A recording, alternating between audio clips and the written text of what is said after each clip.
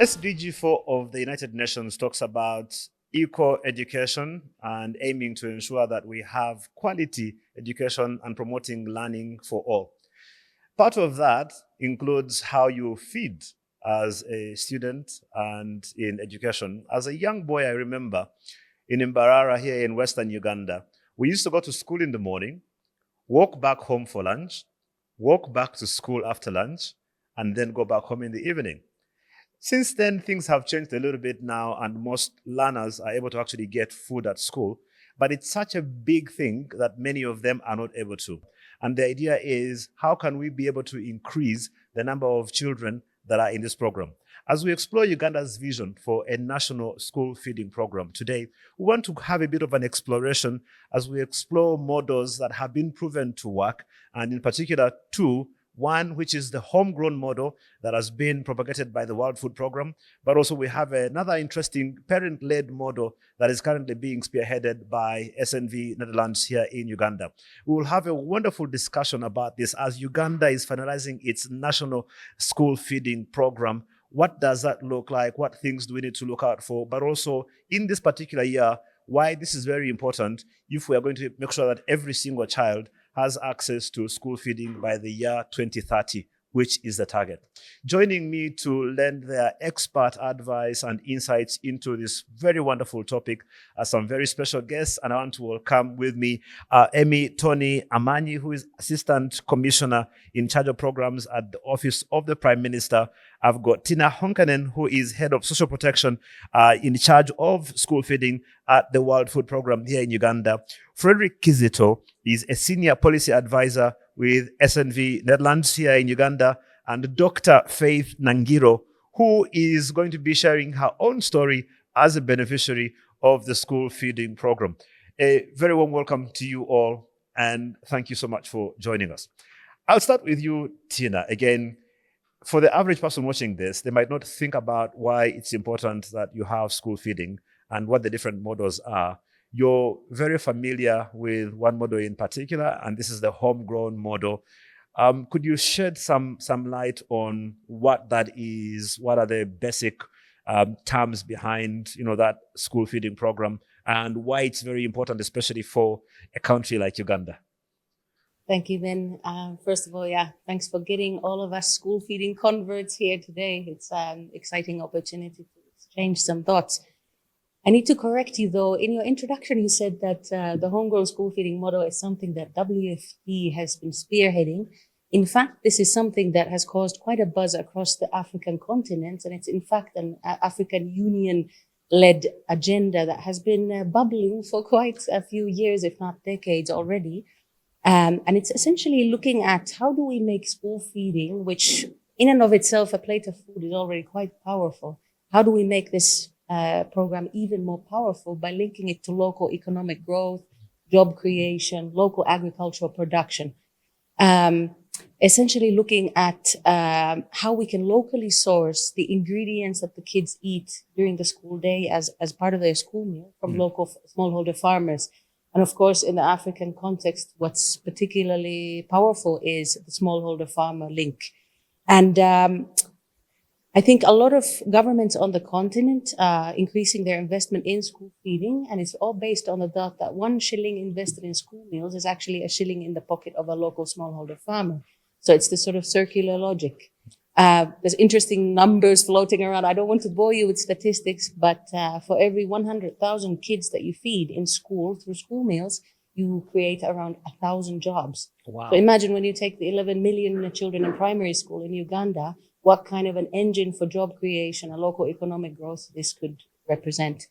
And of course, homegrown school feeding, when you buy the ingredients for school meals from local farmers, it solves a lot of problems for your farmers. So a lot of farmers invest in their production, producing increasing quantities, better quality, more safe food, more nutritious food. But what they lack essentially is a market, and a market in their vicinity, in the local community. So if every parish has a school, every village has a school of some sort, could we turn that into a stable buyer for the local farmers?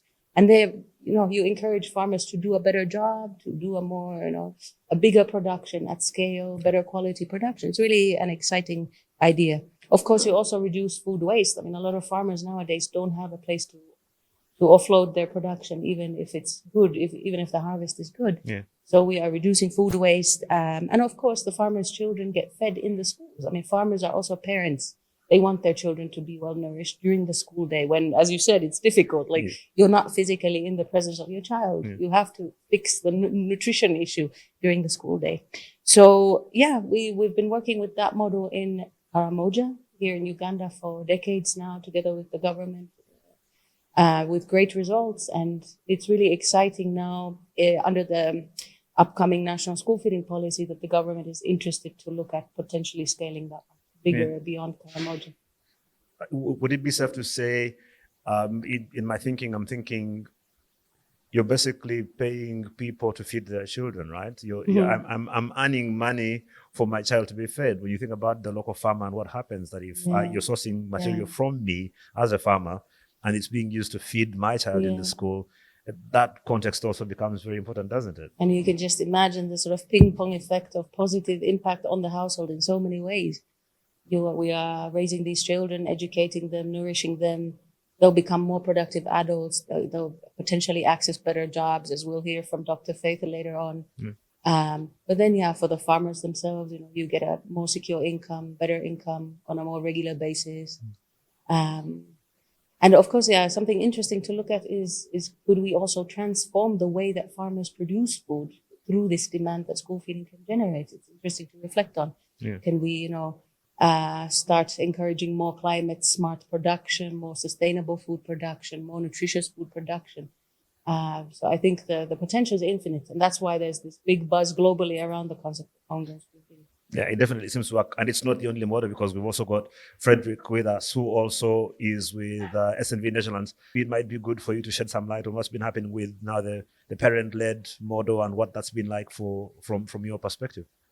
Yeah, thank you so much, Ben. And for SNV, with funding from the government of Netherlands, we wanted to complement government initiatives in universal primary education. And what we did was to pilot a parent-led school feeding approach. Now, what does that mean? So parent-led means that it is the responsibility of the parent to feed the learner.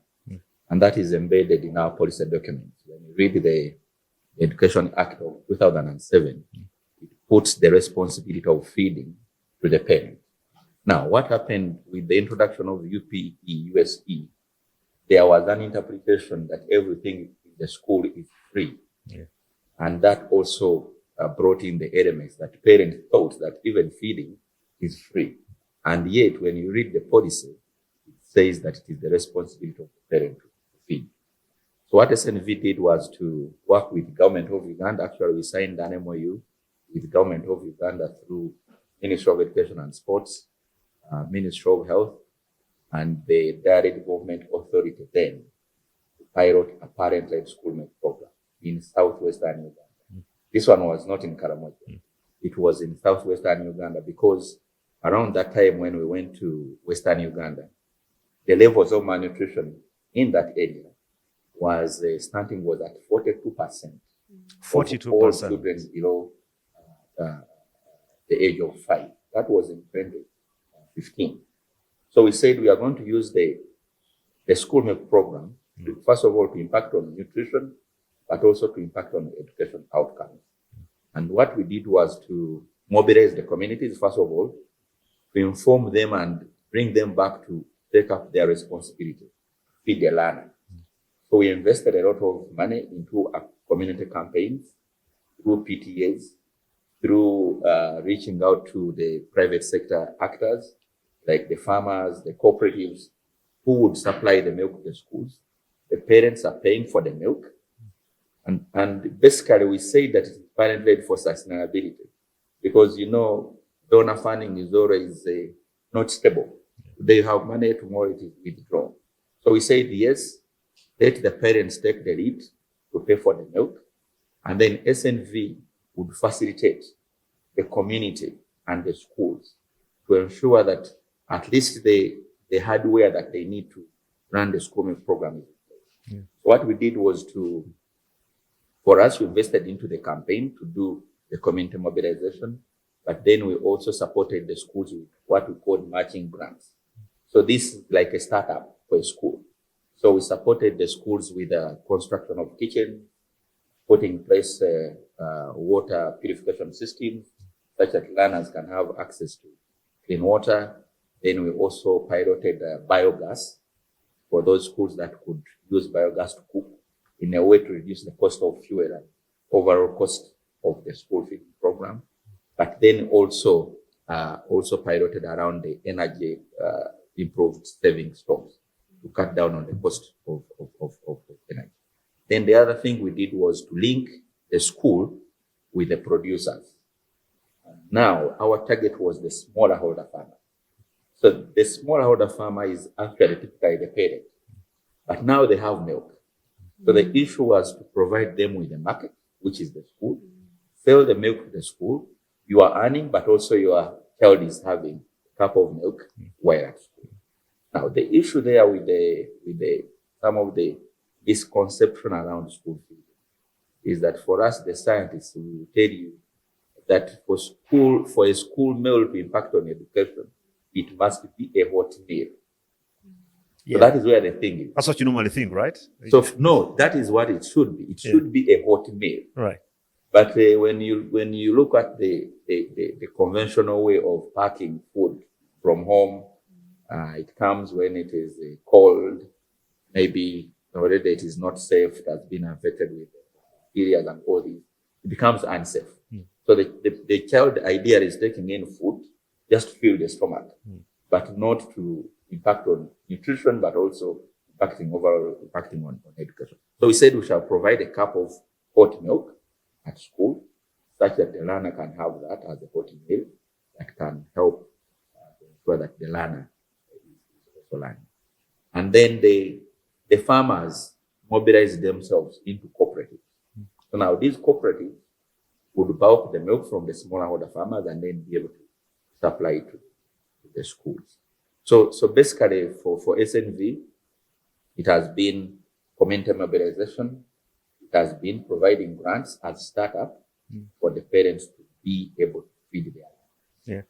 When you think about the number you shared, 40% malnutrition in a region that was supposed to be known as the land of milk and honey is almost an oxymoron. So it's incredible. And I should say, I am a little aware of this a bit because my late father was actually involved in setting up one of the cooperatives back in my village in Kashari. So I have a little bit of an idea of what was happening there, and it's incredible what you guys have done.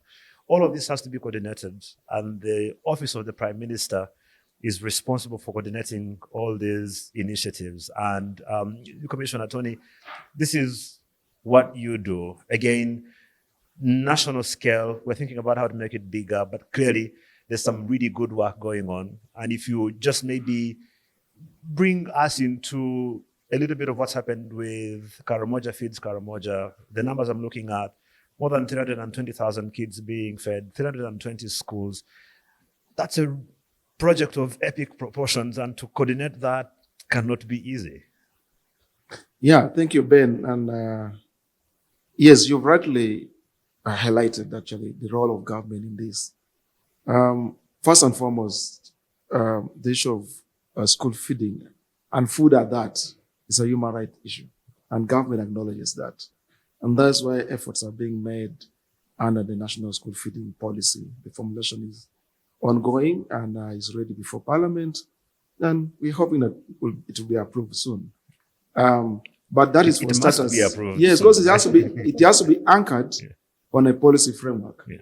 Yeah, but bringing it home to Karamoja, and as Office of the Prime Minister, we have a mandate for coordination of all government policies, programs, and projects. And government has made a deliberate effort to formulate the Karamoja Regional Development Plan, the first of its kind, which is aligned to the National Development Plan 4, which is now, the implementation started this financial year, 2025-26, running up to 2030-31. So this is well aligned. And within that plan, there are different pillars, but the number 2 pillar there is enhancing agro-pastoralism. And then there's a whole aspect of human capital development. And within that, they are proposing a number of policy shifts.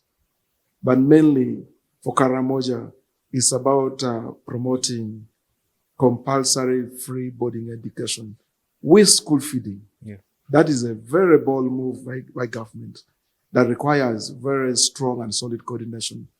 Now, previously, when this program started, the school feeding started in Karamoja, it was anchored under a program called Karamoja Feeds Karamoja program, a bigger program. We've been collaborating with partners, especially World Food Program. So we used to have coordination frameworks under the Karamoja Integrated Development Plan, which has now shifted to Karamoja Regional Development Plan, anchored under a national development plan. Now there we have at the national level coordination framework, what we call Karamoja Policy Committee, that brings together all policy makers at the national level, the different ministries, departments and agencies, led by also the Prime Minister as a chair, bringing together Minister of Education and Sport as a key sector in education, but also Minister of Health, because this is health related. Yeah. Because it's about enhancing level of nutrition for these school-going children. And by the way, when we talk about the school feeding in Karamoja, we are not only looking at the primary schools, we also target some secondary schools as well. So at the national level, Minister of Health is on board, Minister of Local Government, Minister of Agriculture, Animal Industry and Fisheries, because it has to do with food security. Yeah. And because if you're talking about homegrown, that means this food is grown locally in Karamoja. And we are working with model farmers that are identified across Karamoja. So the seeds that are multiplied, the seeds that are planted, Minister of Agriculture has to come in and support us in all this. This also brings together development partners. And the private sector is not left out, because they are all critical players in the coordination arrangement. So that is at the national level.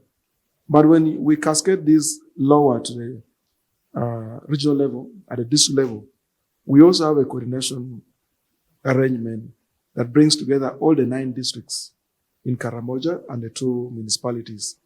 The technical players in there to have a discussion and conversation, mainly the district education officers, district production officers, to have conversation around this school feeding.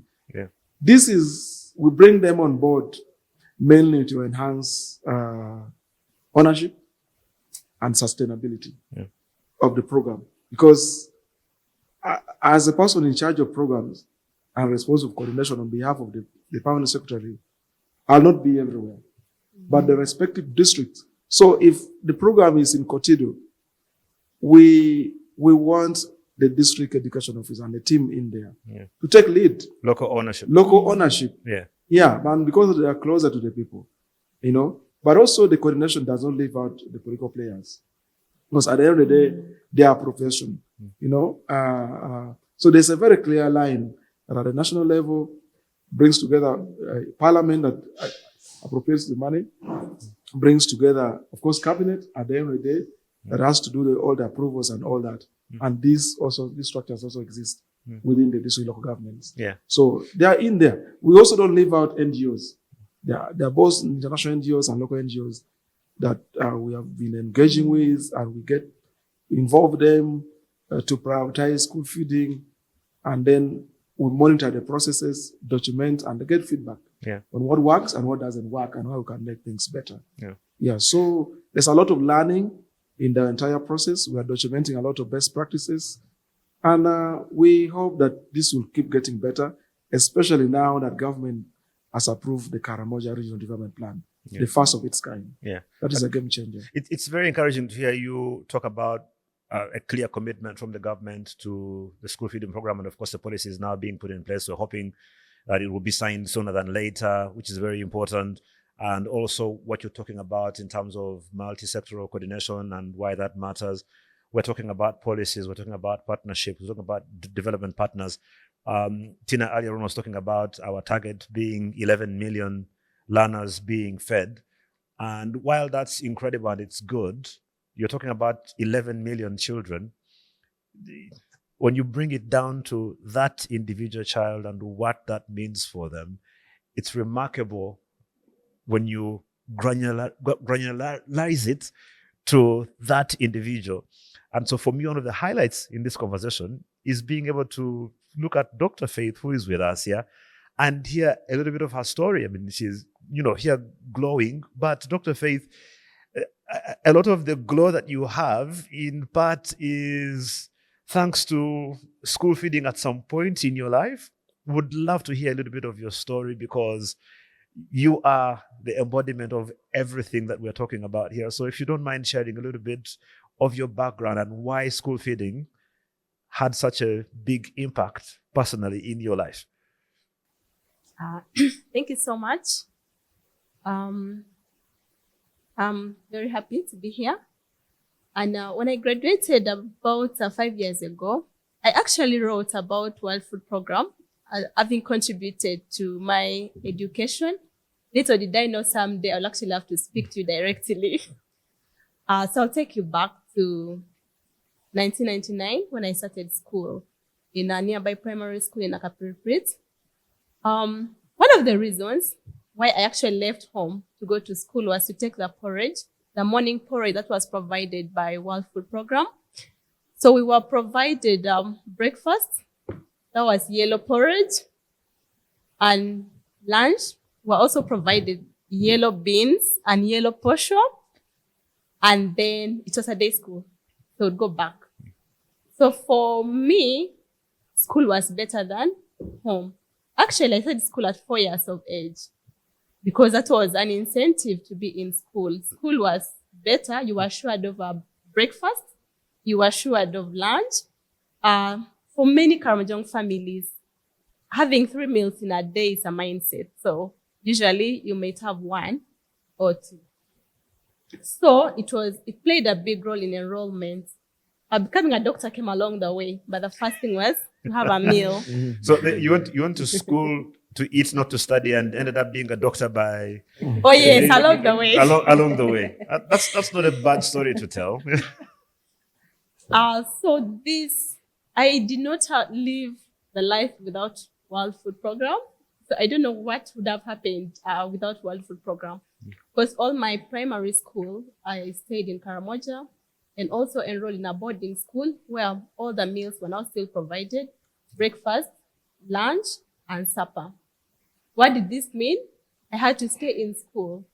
I couldn't miss school because, I'm assured of my meals. Yeah. And being a UPE school, my parents had to contribute 3,000 Uganda shillings by then for school fees. So the bigger problem was not the school fees, but was the food. So this was sorted by World Food Program. So I attended my school. I don't remember missing school any day for the 7 years. And this was during a critical age. 4 years to 12 years, also as a health worker, it's a very critical stage for growth. Yeah. You need the food. You need your brain to develop. This needs the food. And not just any food, nutritious food. And this was all catered for in the food that was provided by World Food. Mm. There was a program again by still World Food. I think it was implemented by ADRA. If I'm to remember very well, it was take-home ratio. Mm. This was given to girl children. As we are in Karamoja, the girls were for bride price. Mm. To say, boys were more encouraged to go to school. So the overall enrollment of boys was more than for girls. Mm. So WFP thought, how do we encourage more girls to go to school and complete school? So we're given a take-home ratio. Yeah. And this was given according to the number of days you attend. Meaning you have to attend Monday to Friday for you to get take-home ratio. And take-home ratio would give us some maize, some flour, and then some sugar. Yes, that I remember. Yeah. And parents had to let you to go to school because at the end of the day, you will bring. You come back with something, right? Yes. Yeah. If you finish the 5 days. So this encouraged us to stay in school, attend all the lessons, Yeah. and be in school. So this contributed to our performance. For many people who will be watching this might not be a big deal because they have access to all the food and everything. How life-changing was this for you in terms of, I mean, you've touched on it, but how much of a big deal was it for you that this was available for you at that age in your life? Yes. Oh, like I've already emphasized, is my physical growth and my brain development. Yes, I don't think I would be a doctor if malnutrition had hit me. So I was saved from malnutrition and other diseases. And then I was able to concentrate in school because I stayed in school, I attended school, and actually ended up excelling. In my P7 in a village school, I was in first grade.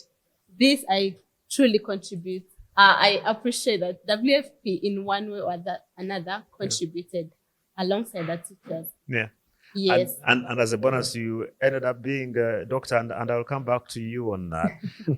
Tiina, I don't think you were here when Dr. Faith was a beneficiary of this at the time, but I'm sure the emotion that this evokes would apply to you today. How do you feel hearing a story like this, and you know what impact it has had, but also gleaning off of that, what other impact has it had from what you've seen at WFP in Karamoja and what's been going on beyond Dr. Faith over the last couple of decades?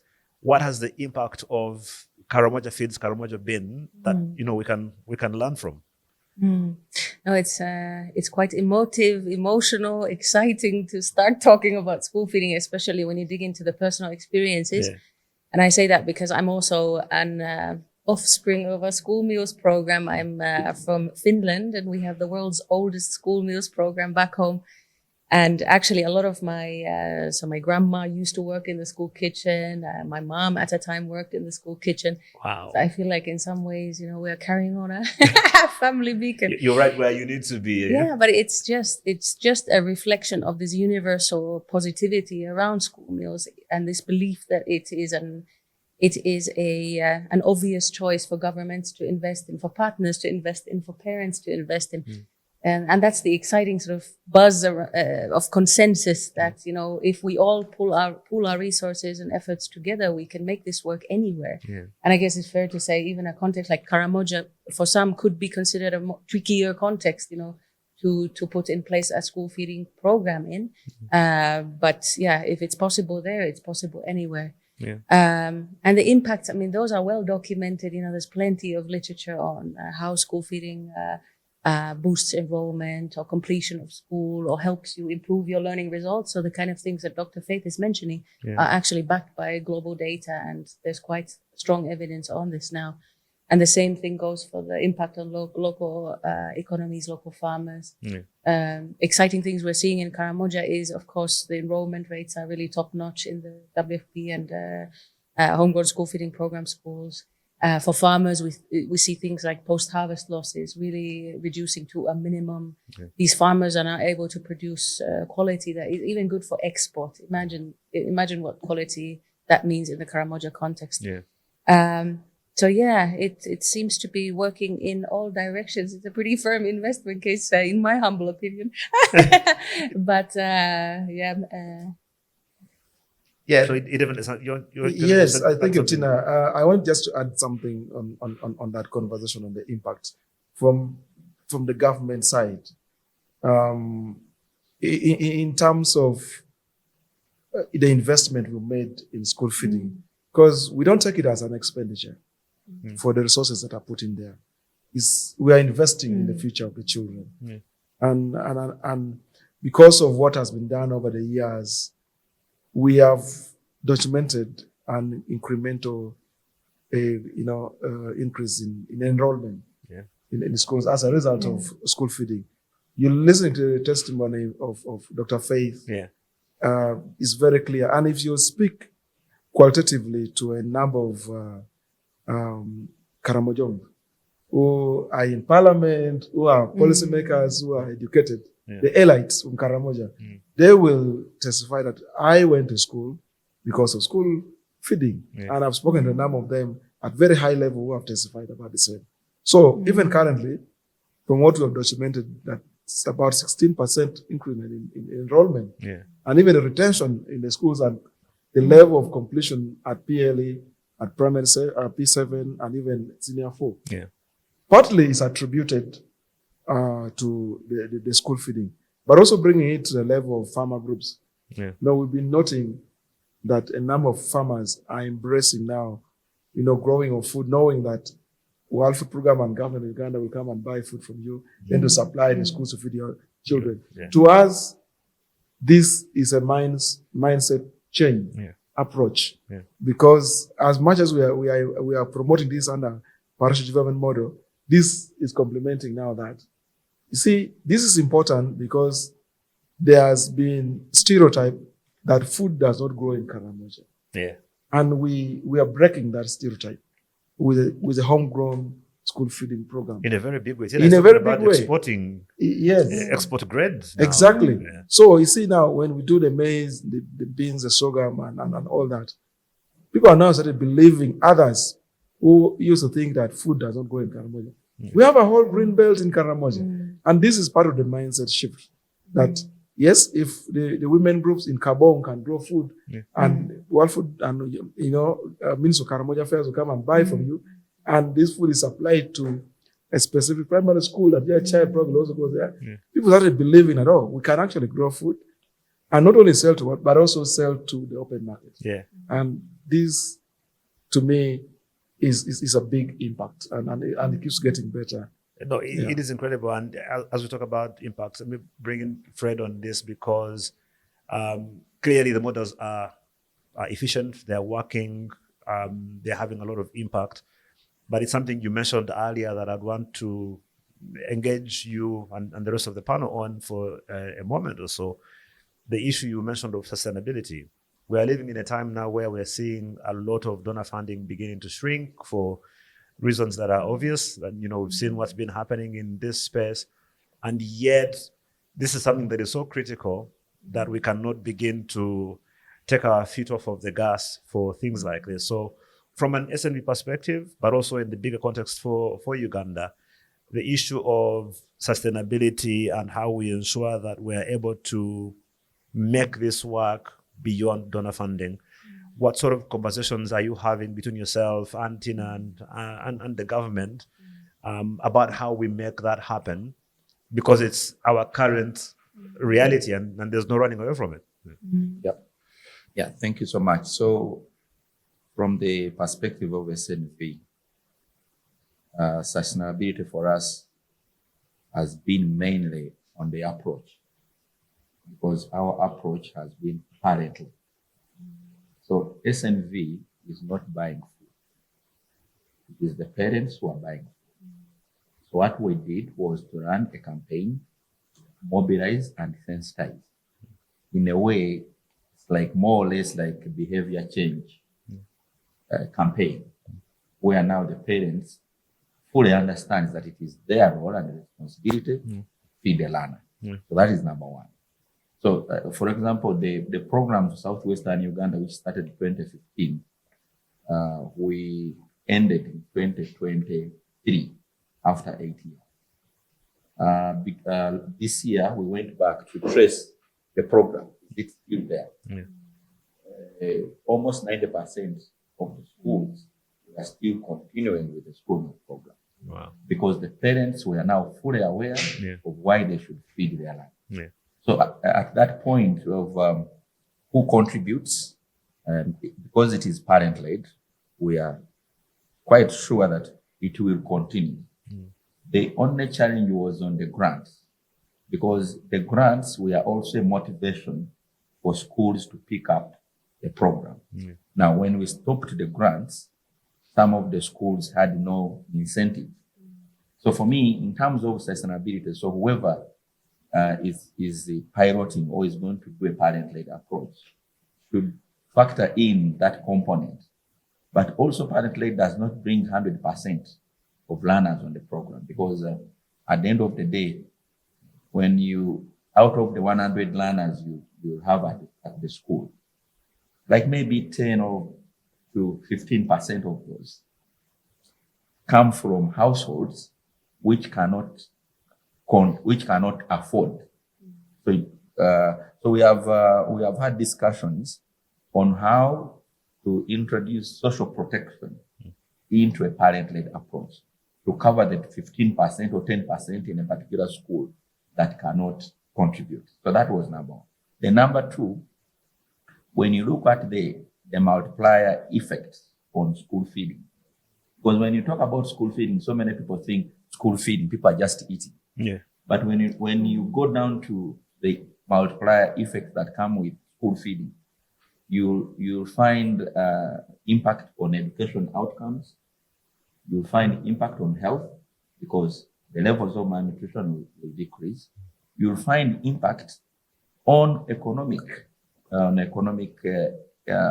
sense. For example, by the time we ended, the program had reached over 1 million learners drinking milk in more than 2,000 schools. Wow. When you look at the value of money that the parents were contributing, was in excess of over 12 billion Uganda shillings. Wow. So the dairy sector, in fact, when I had discussions with my colleagues in the Ministry of Agriculture, I was telling them that if we fed all the learners in Uganda with just 200 meals of milk a day, Uganda will have no milk export. And that would mean that the local farmer will earn from it, and the government will get taxes, and it will have that multiplier effect. So you are solving school feeding, but then it has a multiplier effect. Yeah. And that is the direction that the government should look at this. Yeah. We are not just feeding the land, but while you are feeding the land, there is a lot that you are touching, and the government and the economy benefits out of it. Yeah. Then the other thing on sustainability, we are also looking at how do we anchor school feeding on the existing government programs. For example, the PDM. When you look at the PDM, and this one I've also discussed with my colleague, and I am saying, PDM, assuming we said we looked at the school as a parish, and then we pick some of the money for the PDM and look at that school within the parish and give it some money. Now, when you give the money to the school, you will interest the farmers to grow food that then they will take to the school and buy. Yeah. So in a way, you are catalyzing the farmer. There is a market at the school, and they have the money is already available. And then at the end of the day, you are contributing on all aspects. And you still have the issue of the learners being able to get. Yes, in fact, nutrition, government does not need an extra budget to feed the learners. It is just rearranging the PDM, put the money at the school, interest the farmers, produce, and then use the school as a market. Yeah. Then you have sorted out everything. Because the biggest problem with our economies is that government would lack the fiscal space to bring in some of these new initiatives like school feeding. Yeah. But there is already money that we can think through and see how can we strategize it to impact on the overall bigger sector. To make the most of the resources that we have, right? Yeah. Yeah. Maybe just to add on that, I think what makes Uganda stand apart from other countries in the region is this diversity of practices and models around school feeding, and actually the amazing results that have been produced on different sides of the country using different models, different partnership arrangements. The SNV experiences are very inspiring, and the scale is really impressive. And therefore, the question would be, going forward for Uganda, could we work towards some sort of a hybrid between a homegrown and a parent-led model? And I think that's what the policy that Tony mentioned is driving at.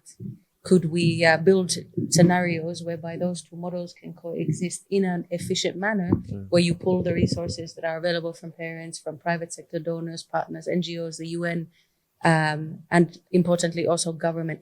What we do see globally is that school feeding is basically provided in most countries around the world at the moment. There's good data on this. 99% of the money for those school meals come from government coffers. Yeah. So in actual fact, it is generally a government-led program.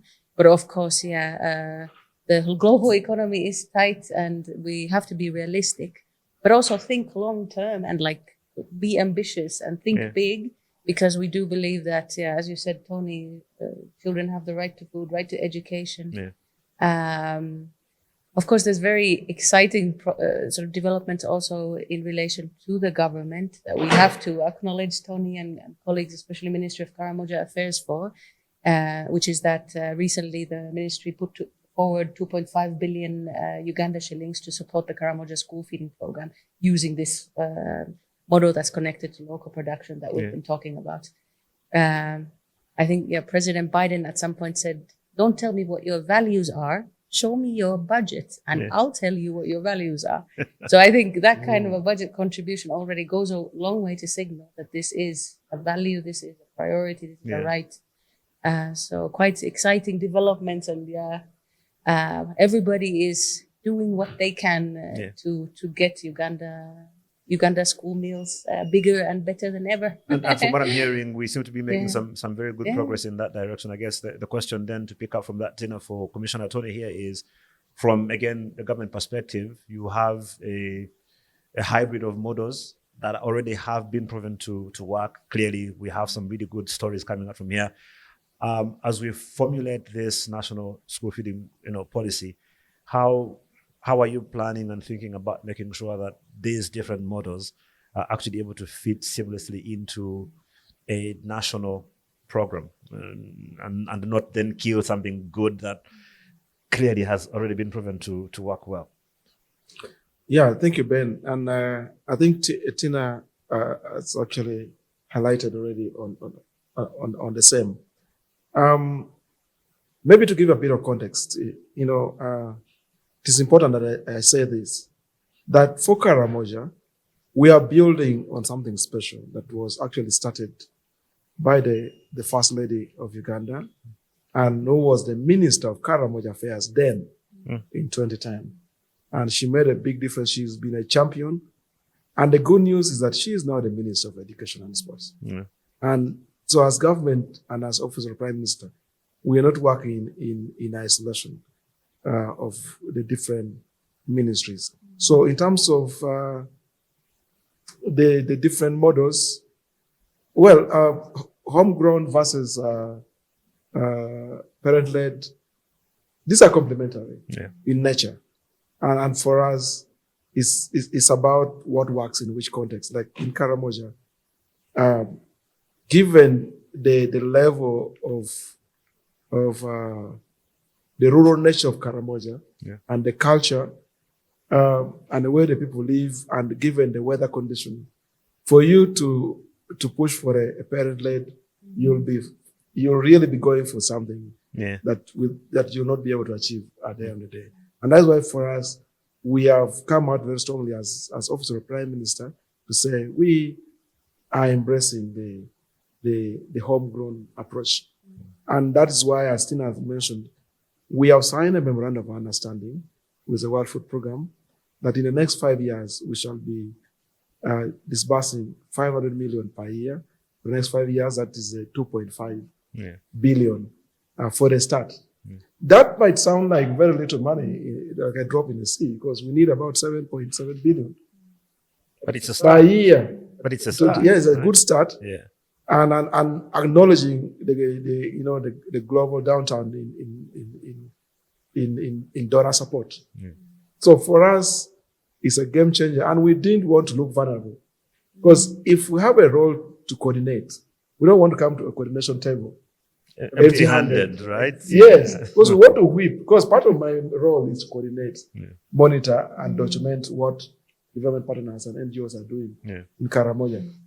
But I don't want to bring them on a round table at a policy table, or bring the interagency coordination with NGOs and start saying, show me evidence of what you're doing. I don't have the moral authority. So I keep joking these days that I am the government chief whip on Karamoja programs to bring partners to align them. But the goodwill starts from the upper level, from the president, comes down to cabinet, to parliament, to different ministries, and that is cascaded down up to the LC1 level. So really, it's about stimulation. It's about complementary nature and about bringing. It's about strengthening systems that brings together all players without leaving anybody out. So for us, it's about what works in the context of Karamoja. And one of the key segments in this sometimes that maybe gets left behind are the young people themselves, and Dr. Faith is here representing them, because young people can be very, very good vehicles for change in terms of their passion for change and all of that. From your perspective, as a young person for young people, how do you think these guys would be best placed to mobilize young people through, I don't know, community, social media, or whatever, to support something like a school feeding program, based on your experience? Right. Thank you so much. First of all, I'm excited with what Tony has spoken, considering Karamoja special in the National Feeding Program. Last night I was thinking about it. I'm like, making up the parent-led National Feeding Program would be like strangulating our parents. We might just decide to migrate. But thank you for considering us. The youth indeed play a big role in advocacy. I have been out, I finished school and went back to Karamoja. And one of the reasons I went back to Karamoja was to change Karamoja. And I'm not alone. There are other youth out there who are willing to do this. Providing a meal for a child is not really basically a meal. You are killing so many birds with the same stone. So many SDGs. No anger, equity, health for all.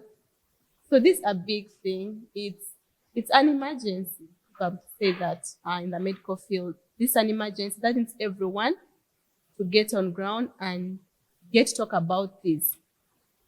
Social media for the youth. I mean, everyone is now, most youth have the smartphones. Social media plays a big role. We can have discussions on Twitter space. Let the youth who have experienced this, like me and others, talk about this, how this can benefit other youth, other little faith, other children from Karamoja. We also have WhatsApp. We have WhatsApp discussion groups. You can always formulate and discuss serious things on WhatsApp groups. We have youth-led groups, even in Karamoja, where I was working, I was leading an organization impacting on the girl child in Karamoja.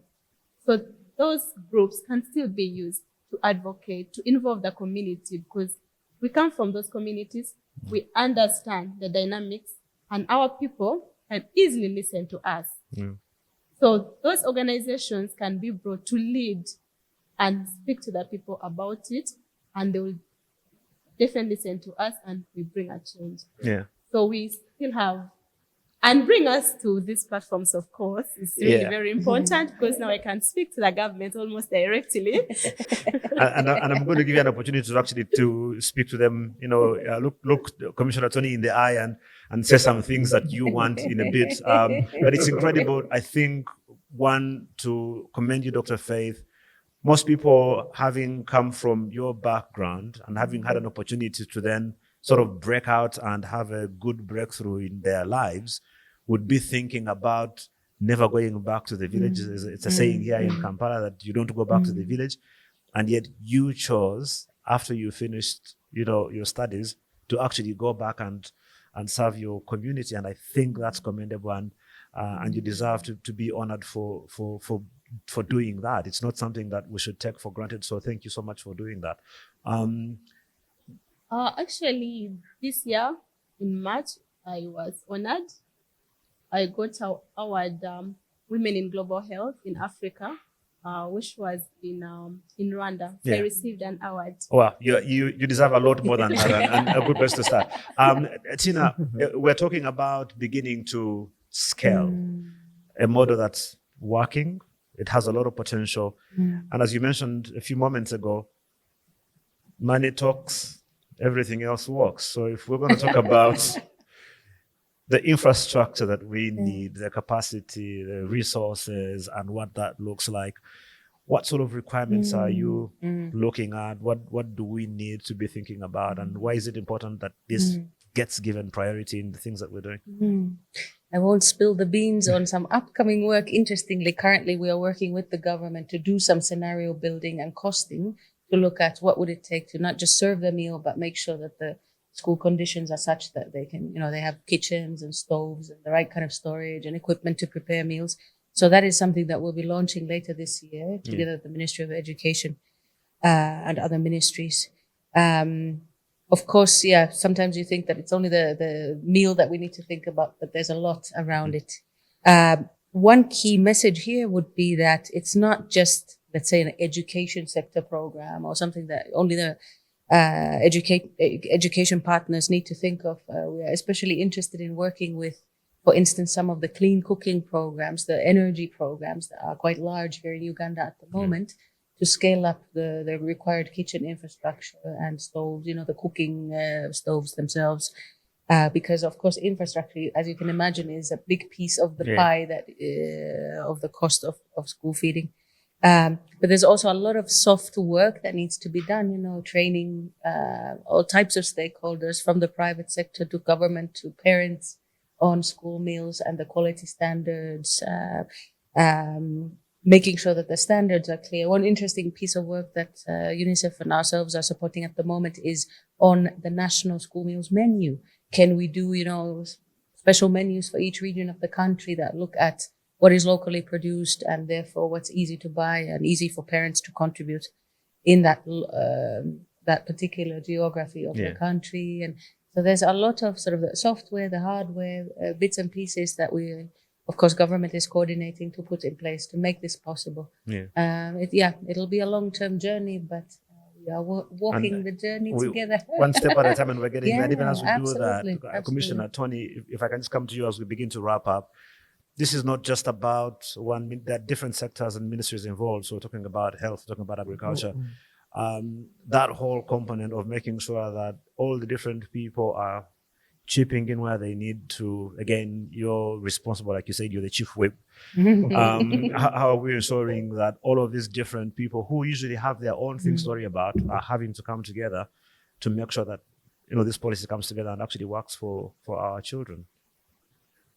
As mentioned earlier, yes, all these players have come together in the formulation of the policy, and that is why it's a government-led process, and it's not something that is only for Ministry of Education and Sports or Office of Prime Minister. It's a government policy, and that's why it's been taken to the National Parliament, and eventually it will have the approval of cabinet. To bring all these players together, we plan to have annual coordination meetings. And that brings these policymakers in food and nutrition and health in the context of Karamoja. At the national level, but also for the regional level. But also the technical working group that meets on quarterly basis, that brings together technical experts in planning, and then the different specialists together, again, to review budgets and priorities. So that is the technical will be drawing on the technical expertise from the different ministries, agencies and departments, but also from the development partners. Because it's an opportunity for advocacy. As we do this, we don't want to work in isolation of partners or think the only partners we have is World Food Program or SNV. There are many other UN agencies. There are development, multilateral agencies that we want to bring them on board, including the World Bank, Islamic Development Bank, African Development Bank, that come in to finance. So we advocate that, yes, as you're doing these special projects, as you're doing NOSAF 4, can we have a small allocation to our school feeding? So we also want to co-opt them to be part of the technical working group. Try and widen the scope of the people that are coming in, exactly. Players, so. So that it's not only tied, but even the private sector, because within the private sector, we need as more, players as possible, including the media. So next media, NBS will definitely help with the advocacy to really amplify that there's a desire and a need. Yeah. The government has taken lead on this, but can we have many players as much as possible come, and then we have that basket for school feeding initiative in Karamoja and in the country. Yeah. Yeah. And one last question for you, Fredrick. Again, we've talked about how amazing this is and the impact it's having. So it's all rosy and lovely. But there's no rose without thorns. I'm sure there have been some challenges along the way. And you probably have been giving this insight to the government. What are the biggest challenges that you've been able to pick up on that you think, even as we try and formulate this national policy, that we need to be aware of? What are the pitfalls that we must look out for and avoid so that we don't spoil this wonderful thing that could change our country? Yeah, thank you so much, Ben. From what we have seen out of the pilot that we have carried out, I think the biggest challenge has been on 3 fronts. One, there are those parents who cannot genuinely afford the program. Like I said, you find like a 10% out of the community who cannot afford. And we have tried to work with other partners to bring on a social protection program that covers those that cannot afford. So the issue of affordability of the program, covering those who cannot afford, is very key moving forward with the parent-led approach. And we have been even very clear in the drafting of the policy. We have already told government, yes, we are going by the parent-led approach, but it has these limitations. Then the other issue which has come through, and there's also the result of that, is that, of course, schools, after getting the resolutions that parents will contribute, then there are those who default. Already the school has made a commitment with the suppliers, and they have signed agreements, but then they cannot meet their obligations because some parents have paid. The other issue is on the government pronunciation. I said that the Education Act says it is the responsibility of the parent to feed. Right. But you see quite often, as we are mobilizing the communities to take up their roles, you get messages around parents are not supposed to pay. Now, that is a contradiction in policy. Because if the policy says it is the role of the parents, but then we are saying parents are not supposed. So who is supposed to? So that's why in the new policy that the government is drafting, the government needs to pronounce itself which direction it is taking. Is it parents paying? Is it government paying? For me, so that there's clarity. Such that there is clarity. Right. Now, for me, with the policy, we are going to solve all the problems. Because then there will be clarity on who is playing which role. And then also with the policy coming in place, government will commit, because policy gives direction on where funding is going to go. So when government commits and says, yes, this is the school feeding policy, we shall put them to account and say, are you investing money in school feeding? Right. And if you are investing, how are we going to utilize the money to feed our land? So, Dr. Faith, as we wrap up, I'll finish with a final word from Tiina. But for you, you said you have an opportunity to speak to these chief whips, right? If there's one thing that you would want Commissioner Tonny to ensure does not miss as this policy is being formulated on behalf of our learners, but also as a young person, what would that one thing be that you think is extremely important for him to take note of? Thank you so much. Listen to the government through Tonny, and we are already in the evening of 2025. And I think the national feeding program is supposed to be launched soon. One of the things I wanted to may we quicken the process. And may the funds, because money is what speaks, may the funds be allocated as soon as possible. Colleagues, the funds will come. Give us some, give us some money. Thank you, Tiina. if you could ensure just one thing, again, like Dr. Faith has said, she wants this thing to happen now. If there is one thing you'd want to see for us going from policy to implementation at a national scale, what is the one thing that you're most passionate about to see come to life? I think I'll somehow indirectly dodge your question by answering that for us to go from policy to implementation, we need the policy.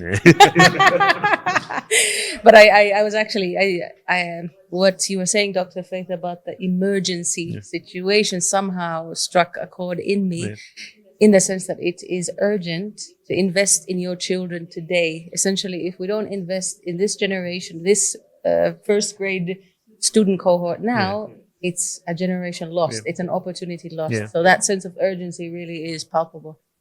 Thank you. Dr. Faith, Fredrick, Tiina, Commissioner Tonny, been an absolute pleasure having this wonderful discussion with you on behalf of our learners and what we can do with school feeding in this country. You've had some wonderful conversations. It's very clear. The evidence is there. It's not a matter of whether we can be able to do this for our children. We can be able to do that. What matters at the moment is that, can we bring this to life? Every child in this country deserves what the children in Karamoja are receiving, an opportunity to be like Dr. Faith and have access to school feeding that enables them to have a nutritious meal and be able to develop into the productive citizen that Uganda deserves to have. Hope you can be able to pick up on the conversation, share your comments and thoughts, of course, in the comment section below, and have yourselves a wonderful time. God bless you, and God bless Uganda.